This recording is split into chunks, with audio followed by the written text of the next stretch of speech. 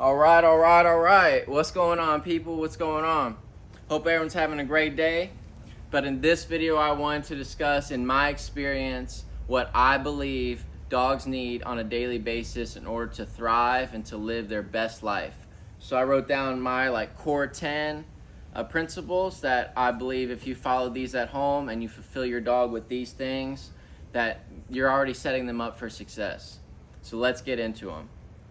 Starting with the first one I have here, physical exercise. Your goal with physical exercise is going to be to drain the dog's physical energy levels, such as walking, running, biking, swimming, playing fetch. Mental exercise is going to be draining more of the mind, the mental energy of the mind. This could be asking for waiting, patience, calmness, creating rules, boundaries, limits, discipline. They have those search games through your house so the dog finds the treats or finds the food. They have those Kongs as well, or puzzle mind games for dogs. Those are going to be great. Walking on a treadmill is another great activity. Migration to me means travel, but it has this aspect of doing it as a family, as a pack.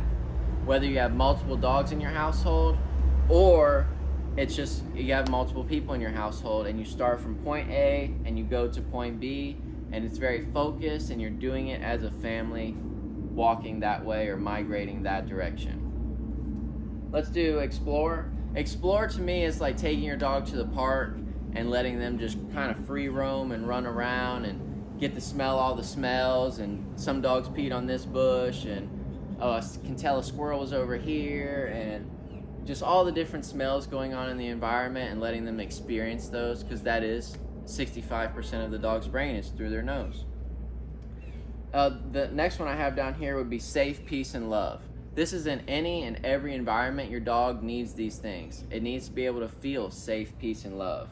It needs to, whether that's from the human or from the environment, it needs in general to feel a safe, peace, and love, just so they can thrive and they can experience everything that you want them to experience, because if they don't have those three things, nothing else is really going to matter. We'll jump to quiet time. Quiet time to me means rest, recovery, relax, sleep, decompression, mindfulness, meditation. Just not staying busy all the time and being able to just be patient and calm and quiet and relax.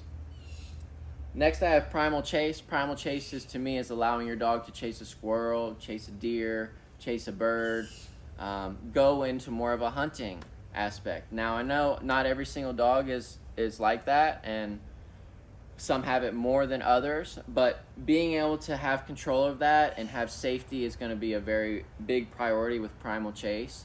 If you know how to stop your dog from chasing the animal and can call them back from chasing the animal, it allows you so much more freedom to access, allowing them to do that and participate in those activities in a healthy way. Play. Play is very important to me because play is how the dog expresses themselves, how they learn what is too much, what crosses the line. They really get to interact, whether it's with their own species, their own litter. They just really get to grow together in how our new bodies, or how these bodies work, and how we get to express ourselves through that. Plus, it's a kick-ass time. Next, I got food, water, shelter. Same with safe, peace, and love. Food, water, shelter is very primal behavior and very primal energy, because that's what dogs need in order to survive. They need food, water, shelter. They need to feel safe, peace, and love, because if not, then they're going to go somewhere else. They're going to die. They're going to not get everything that they need. So we need to make sure that we're providing those, of course. But on a primal level of allowing them to work for food, water, and shelter, and not just freely just giving it. There's a difference between having a meaningful life and a luxurious life. I want my dogs to have a great luxurious life, but I need to understand that they are an animal, and I need to challenge them so that they're working for these things just like they would be out in the wild without me. Last here, I have real food.